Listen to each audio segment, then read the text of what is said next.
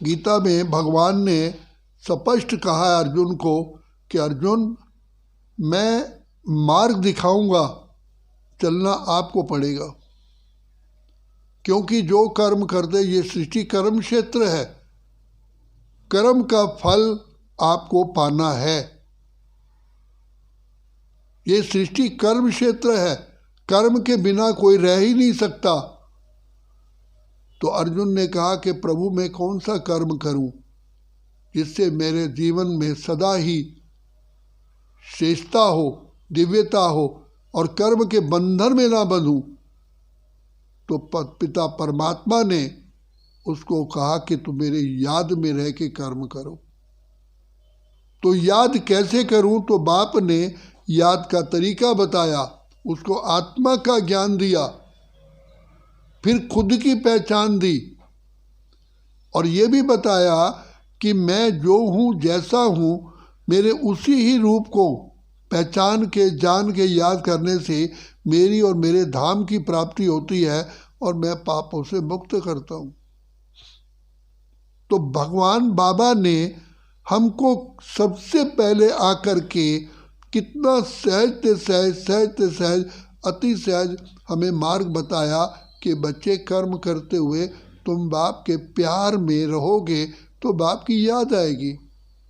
तो बाप ने अपनी पहचान दी, फिर हमें अपने साथ नाता जोड़ा।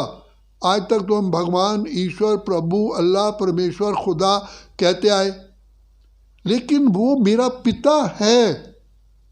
तो बाप ने हमें कहा कि तुम जब तक मेरे को पिता नहीं समझोगे, और कहा कि जब तक पिता तो क्या सारे रिश्ते मेरे साथ नहीं जोड़ोगे, तब तक तुम्हारा स्नेह नहीं होगा और तुम्हारी बुद्धि भटकती रहेगी। क्योंकि संसार में भिन्न भिन्न नाते और रिश्ते हैं जहाँ हमारी बुद्धि भागती है। इसलिए भगवान ने कहा कि सब कुछ मैं ही हूँ। तभी भक्ति में कहते हैं त्वमेव माताश्च पिता त्वमेव, त्वमेव बंधु च सखा त्वमेव। तो सारे रिश्ते जब तक बाप से नहीं जोड़ेंगे तब तक बाप से दाता जुट ही नहीं सकता। फिर बुद्धि भागेगी किसी परिवार के कनेक्शन में, किसी के। तो सबसे पहले तो ये निश्चय चाहिए कि एक बाप को याद करने में ही मेरा सारा कल्याण है।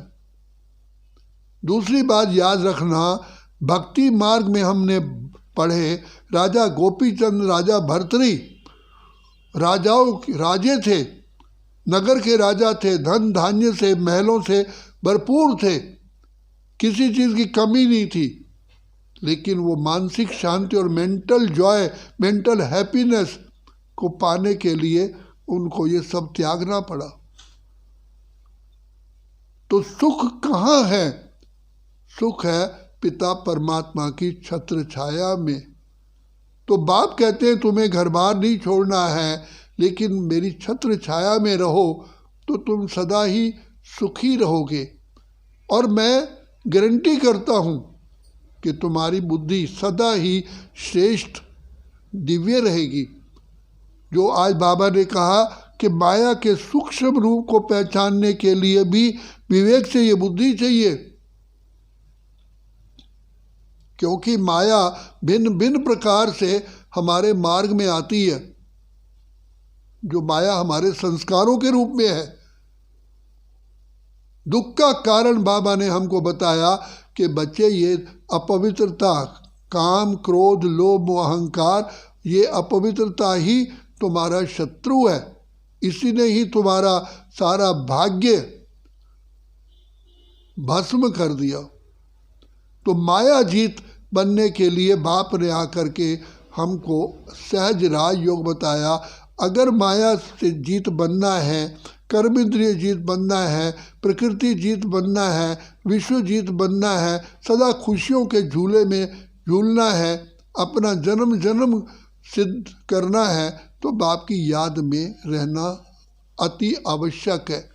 इसलिए भगवान ने गीता में कहा मन मना भव मध्याजी भाव। मेरे से कितनी प्राप्ति होती है, कितनी प्राप्ति होती है, वो सामने रखो। सुख, शांति, आनंद, प्रेम, खुशी, पवित्रता, ज्ञान, शक्तियाँ, सर्व कुछ बाबा की छत्र छाया मिलता है। जो आप पाने का रात दिन मेहनत कर रहे हो वो बाबा की गोद में बैठने से, बाबा की याद में आने से अपने आप ही प्राप्त हो जाता है। तभी तो भक्ति में कहा, द्वार दया का जब तू खोले, कंचन स्वर में गूंगा बोले, अंधा देखे लंगड़ा पहुंचा चल कर। अब तो परमात्मा हमारा पिता है, ये सबसे पहले ही रखो। यही है, यही है, यही है, यही मेरा पिता है, यही मेरा माता है, यही है। उसे संबंध को केवल बुद्धि द्वारा नहीं लेकिन दिल से रिश्ता जोड़ो। सत्य में तू ही है बाबा, तू है तो सब कुछ है, तुम नहीं है तो कुछ भी नहीं है। जैसे फूल है उसमें सुगंध ही नहीं है, रस ही नहीं है। फल है, रस नहीं है, फल किस काम का। तो बाबा ही रसवंती बनाते हैं, बाबा ही जिए दाता है, बाबा ही भाग्य विधाता है। देखो कितने भिन्न भिन्न प्रकार से बाबा हमको फूलों का आकर के गले में माला पहनाते हैं। कल भी बाबा ने कहा, एक बहुत बड़ी बात कही बाबा ने कि अव्यक्त अगर स्थिति को पाना है तो भावना और भाव को बदलो। श्रेष्ठ भावना रखो, भाव रखो।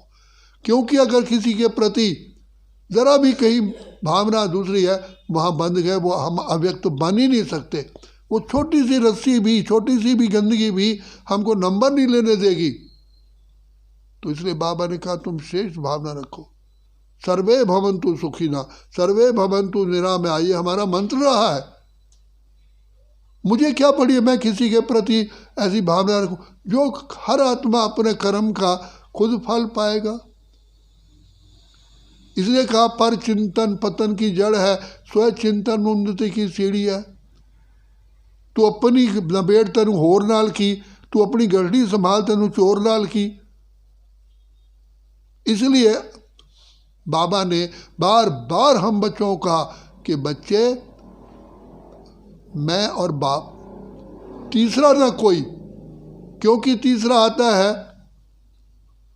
तो बुद्धि छिन्न भिन्न हो जाती है। सबसे बड़ी बात बाबा ने कल कही, एक बहुत बड़ा, जैसे कि हमको विमान दे दिया, अव्यक्त फरिश्ता बनना है तो भावना और भाव दोनों श्रेष्ठ रखो। बाबा ने एग्जाम्पल दिया, मानो किसी के प्रति आपकी ईर्ष्या है, वो कितना भी अच्छा बोले, कुछ भी बोले, लेकिन आप उसके आपके अंदर भावना बैठी हुई है ना, तो उसका अच्छी बात भी आपको अच्छी नहीं लगेगी। तो हमारे हृदय में क्लीनलीनेस जब तक नहीं होगी तब तक गॉडलीनेस आ ही नहीं सकती। तो ये सारे दुश्मन जो है, इन्होंने हमको बड़ी बुरी तरह से जकड़ रखा है। तो इससे छुटकारा पाने का एकमात्र तरीका है बाबा की मीठी मीठी मीठी मीठी याद। इसलिए याद में समा जाओ। सर्व प्राप्तियां हैं, सर्व गुण हैं, सर्व शक्तियां हैं, सारा भाग्य है, संसार के सारे समस्त सुख आपके पास होंगे। इसलिए हमें कौन मिला है, सोचो कौन मिला है, कौन मिला है? ज्ञान के सागर, प्रेम के सागर, आनंद के सागर, शांति के सागर, सुख के सागर, पवित्रता के सागर। हमने सागर को पा लिया है।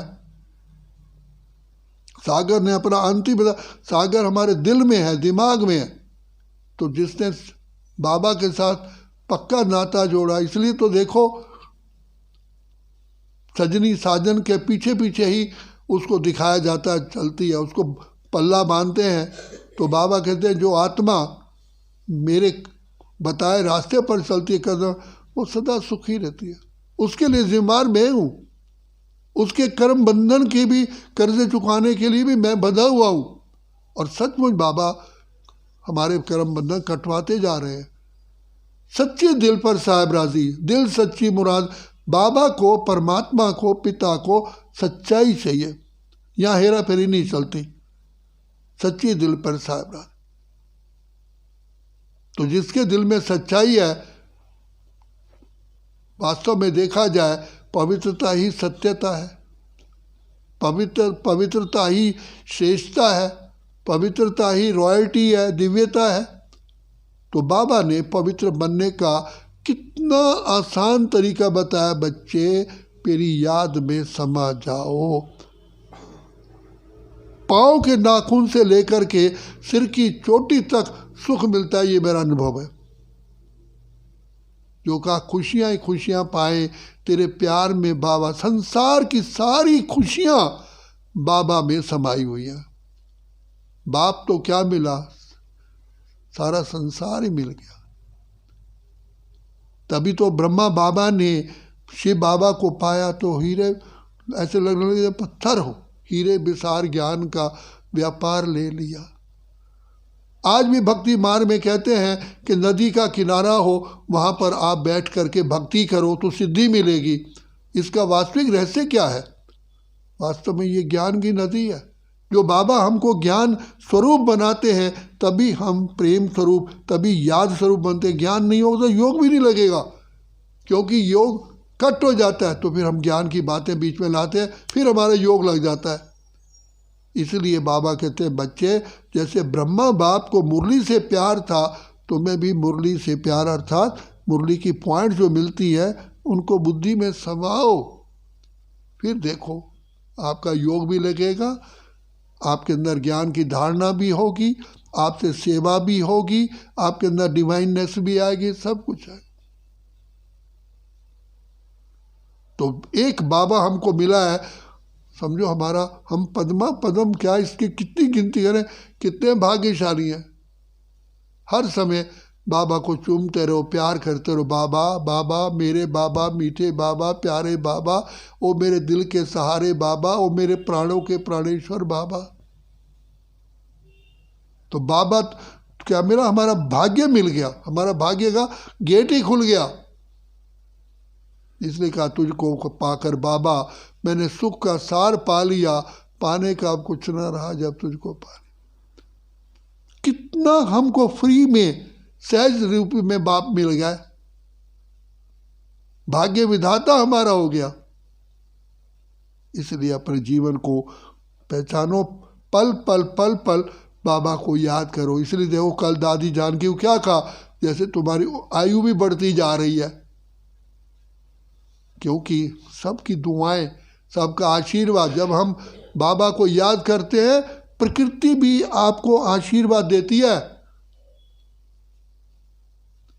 प्रकृति कहती है कि मेरे 5 तत्वों को लेकर के हे आत्मा तुम श्रेष्ठ कर्म कर रही हो, हम भी सफल हो गए, हमें भी, हमारा भी सदुपयोग हो रहा है।